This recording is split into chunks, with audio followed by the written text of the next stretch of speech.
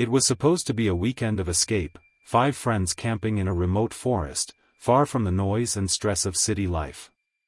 Emma, Jake, Mia, Nick, and Sarah had chosen the site for its solitude, a lush clearing surrounded by ancient trees.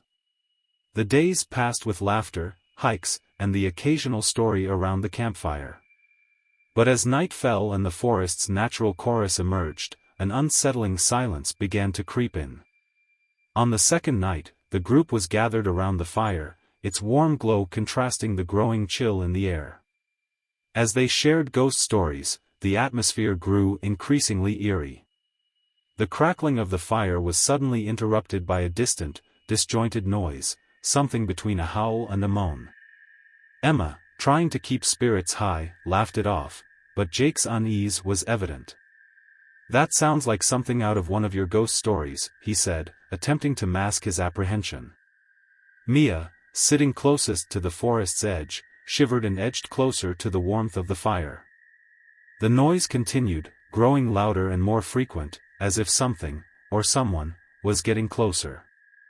The friends exchanged nervous glances. The familiar comfort of their campfire now felt like a fragile barrier against an encroaching darkness. "I'm going to check it out," Jake announced, his voice steadier than he felt. The others protested, but Jake was already moving toward the edge of the clearing, his flashlight bobbing in the dark. Minutes passed. The forest seemed to swallow the sound of his footsteps, and the tension among the remaining friends mounted. When Jake returned, his face was pale, his eyes wide with an unspoken fear. "There's something out there," he said, though he didn't elaborate. A few minutes later, they heard a voice. It was Jake's voice, but it came from somewhere deeper in the forest. "Emma. Mia, help me." The friends froze, staring at each other in disbelief. Emma stood, her heart pounding. "Jake," she called out. The voice echoed back, eerily identical, and then fell silent. Sarah, struggling to maintain composure, suggested they check the area together. The group moved cautiously into the woods, their flashlights piercing the darkness. The deeper they went, the more distorted the familiar sounds of the forest became. "Guys, I'm scared," Mia whispered, her voice trembling. "This isn't right." Then, as if to confirm their fears, the voice of Nick called out from the depths of the forest, mimicking his voice perfectly. "Mia, come here. It's safe." "No!" Mia shouted, her eyes darting around. "It's not him. It's not him." The friends grew frantic, trying to follow the sound of their own voices, only to find themselves increasingly disoriented. Each time they thought they were near the source, the voice would shift, coming from a different direction. The forest seemed to conspire against them, the trees and shadows playing tricks on their senses. Every rustle of leaves, every snap of a twig seemed amplified in their heightened state of fear. Emma felt her resolve slipping. "We need to get back to the camp," she said urgently. But the more they tried to retrace their steps, the more the forest seemed to twist around them. Paths they were sure they had taken no longer seemed familiar, and the darkness pressed in on all sides. Just as hope began to dwindle, a new sound emerged, a cacophony of their own voices, speaking in fragments and distorted tones. It was a terrifying symphony of their own words twisted into something malevolent. "Emma. Sarah, help me, come here." The friends clung to each other, their breaths coming in short, panicked bursts. Sarah, usually the most level-headed, was visibly shaking. "What is this?" she murmured, almost to herself. "What is happening?" They continued their desperate flight through the forest, their once familiar surroundings now an alien landscape of shifting shadows and impossible echoes. The forest seemed alive with dissonant echoes, Jake's laugh, Sarah's call for help, Nick's cries, each one twisting reality and heightening their terror. As the hours passed, exhaustion began to set in. They had no idea how long they had been wandering, but it felt like an eternity. The climax of their horror came when they stumbled into a small clearing, their breaths misting in the cold air. There, standing on the edge of the clearing, was a figure, a grotesque mockery of a human, with hollow eyes and a face that shifted between their own. Its movements were jerky, unnatural, as if it were struggling to maintain the facade of a human form.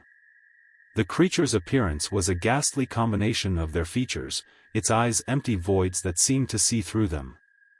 The creature's voice echoed once more, a cacophony of their own words twisted into a chilling chorus. "Join us, stay forever." A wave of sheer terror crashed over them. Emma screamed, her voice breaking. "Run! Run back to the camp!"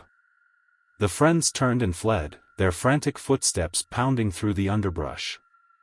The creature followed, its movements erratic but relentless.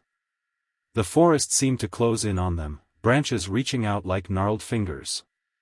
Each time they thought they had gained ground, the creature's distorted voice would sound closer, mocking their every attempt to escape. They finally burst into the clearing, collapsing near the now dying embers of their campfire.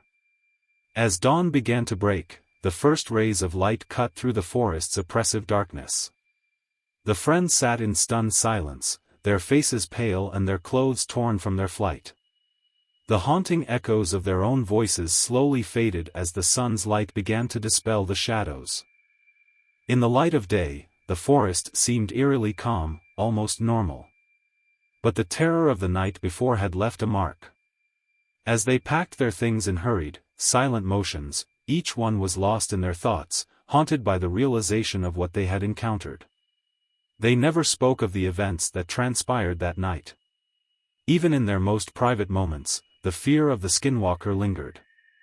Whenever darkness fell, they would find themselves listening for the sound of their own voices calling from the void, always fearing that the creature had followed them home.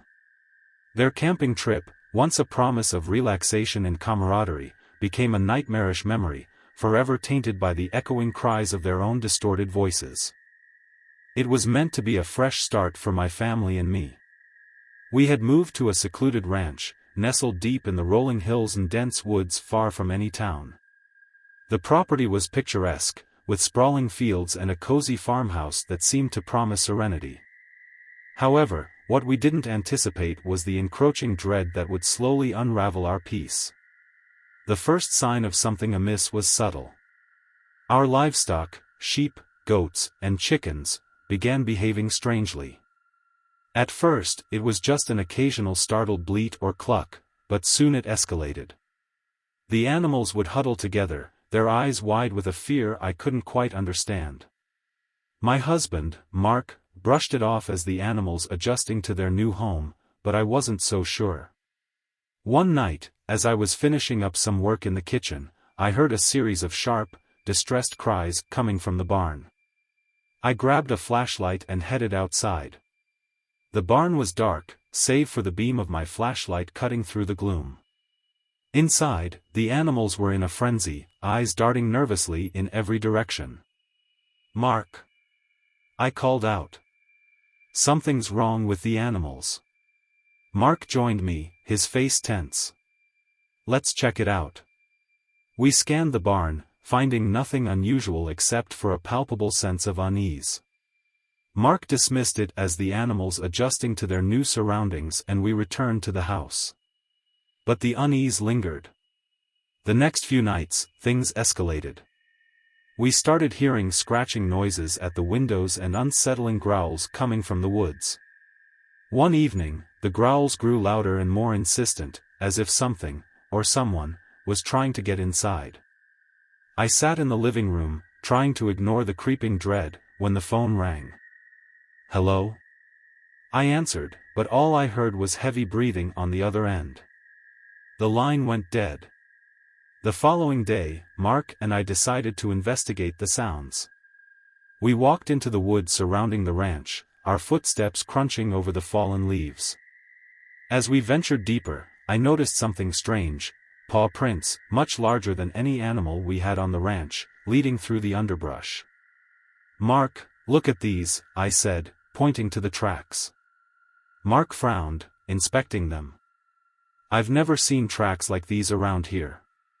They're too large and irregular." A sense of dread settled over us as we followed the tracks until they led to an abandoned, overgrown part of the property. There, we found claw marks on the trees, and the air was thick with an unnatural chill. That night, things took a darker turn. We were woken by the sound of our sheep bleating frantically. Mark went outside to check, and I followed, wrapping myself in a coat despite the late hour. The moon was full, casting an eerie light over the fields. "Mark, do you hear that?" I whispered.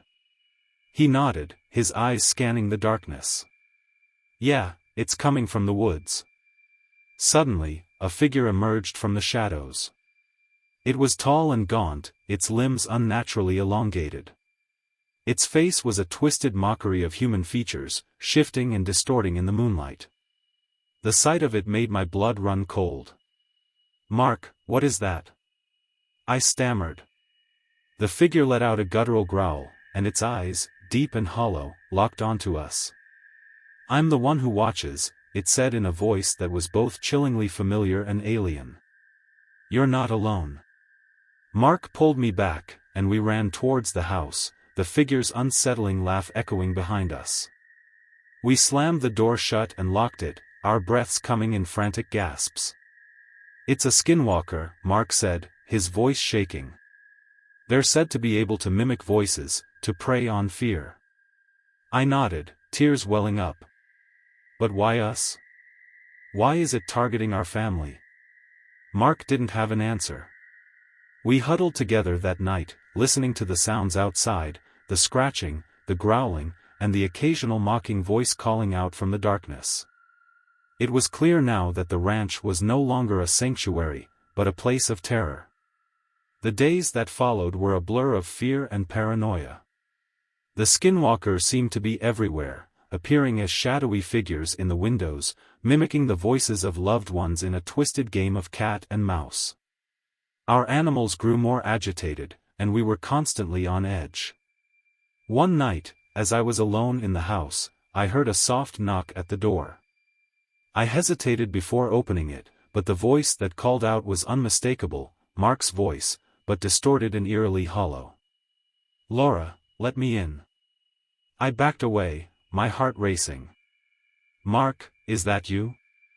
There was no response, just the knocking growing louder and more insistent. I could hear the voice through the door, becoming increasingly frantic. "Laura, open the door. Please." Terrified, I turned off all the lights and moved to the farthest corner of the house. I heard the skinwalker trying to mimic Mark's voice again, but I knew better now. I didn't open the door. Eventually, the noises stopped, and dawn brought a fragile sense of relief.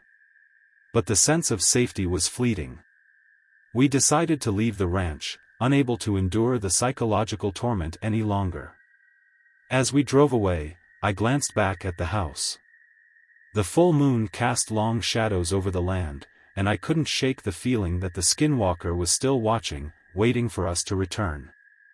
The ranch had become a place of nightmares, a reminder that sometimes, the darkness isn't just outside, it's inside, too. I had always been a skeptic, but I couldn't ignore the whispers when I arrived in the small, isolated town of Ravenwood. It was a place where everyone knew everyone, and the air was thick with an uneasy silence.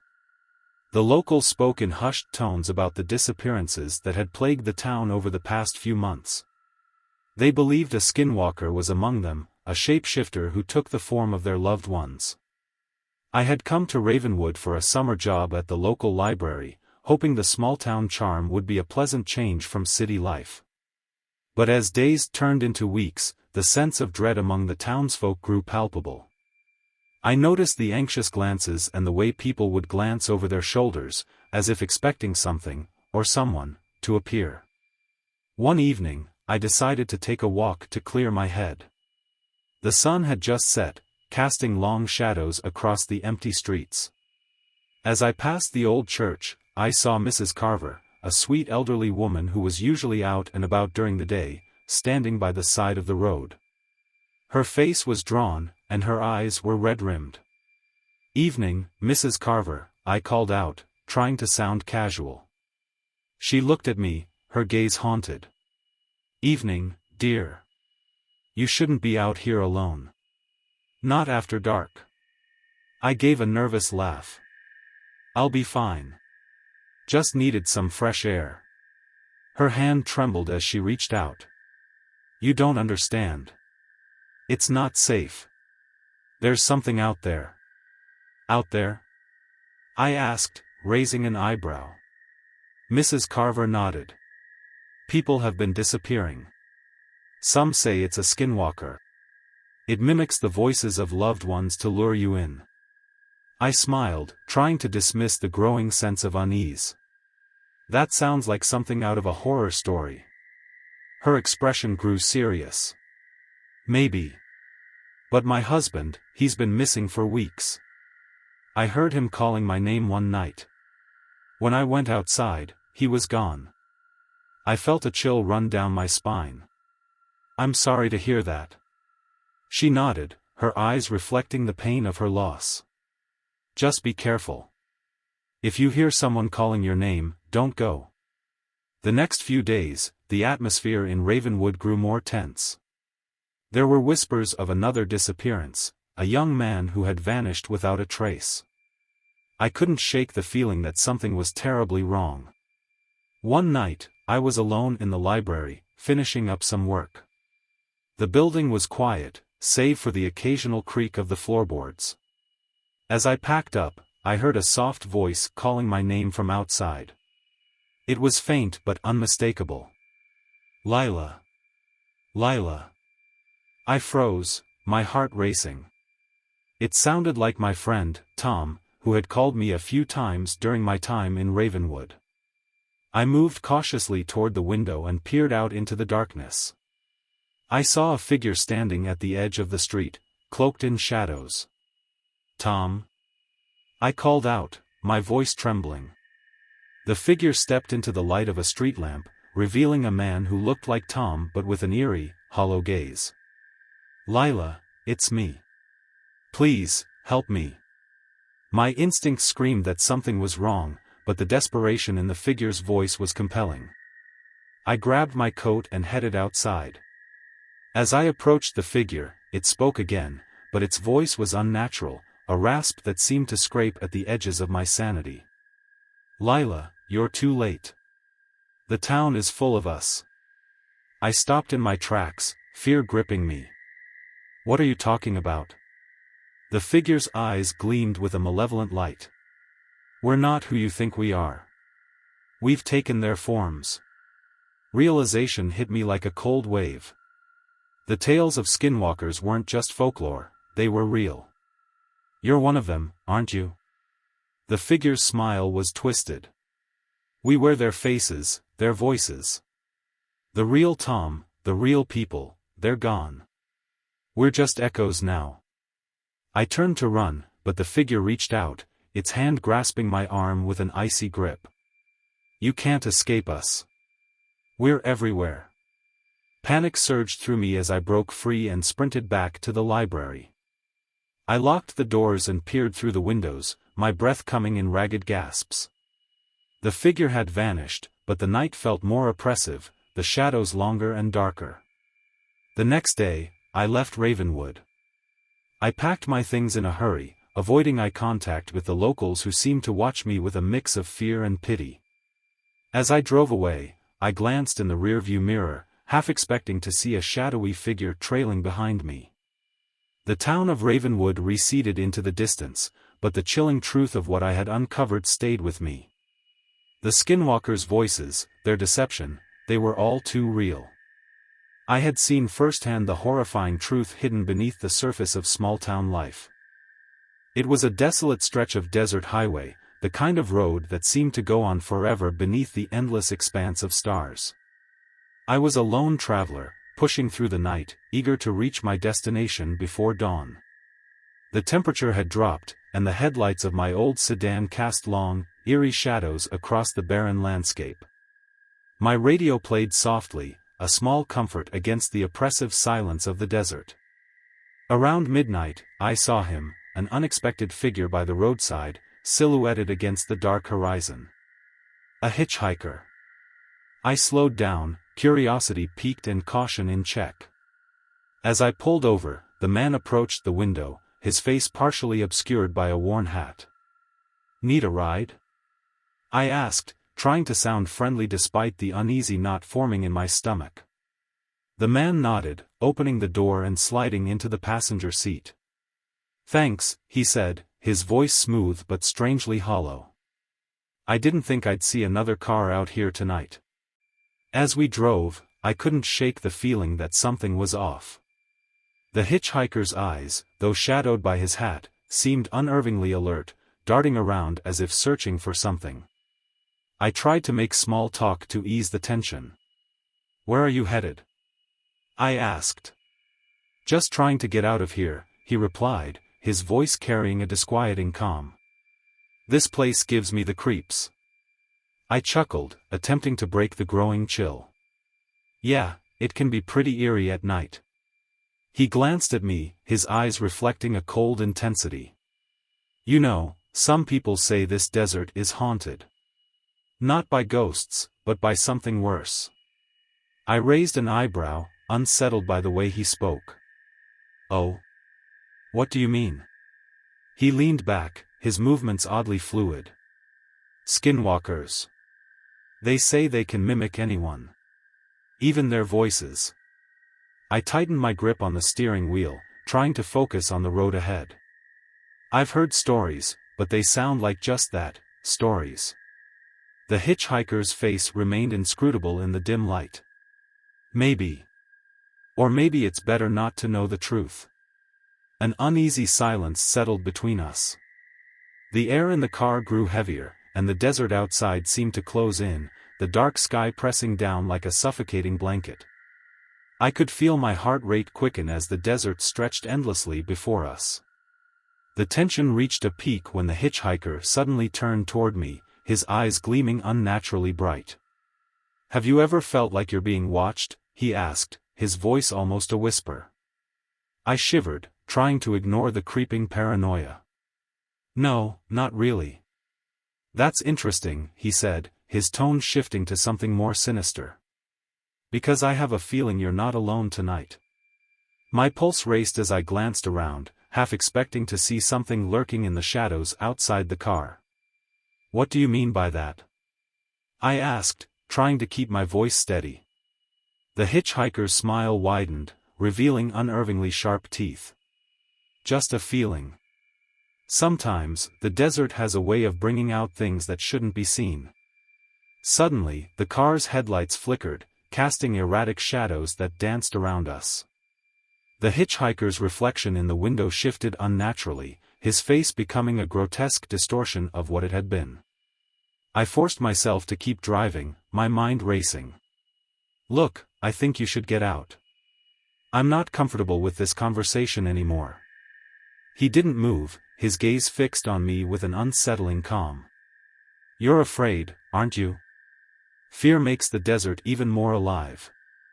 I could feel sweat forming on my brow as I increased speed, desperate to get away from the growing sense of dread. I looked over at him one last time and saw his reflection in the window, no longer resembling the man who had first entered the car but instead a nightmarish visage with hollow eyes and a face that seemed to shift.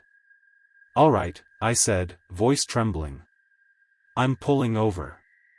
As the car came to a stop, I watched as the hitchhiker calmly opened the door and stepped out. The night was still and quiet once more, save for the soft desert breeze. Before he closed the door, he looked back at me with a cold, knowing smile. "Drive safe," he said, and then he was gone, swallowed by the darkness. I didn't wait for a second longer. I drove away as fast as I could, my heart pounding in my chest. Every mile I put between myself and that hitchhiker was a mile closer to sanity. I never saw him again, and I hoped I never would. To this day, whenever I drive through the desert at night, I keep my eyes on the road and my doors locked, always wary of the unsettling presence that might be waiting for me in the darkness.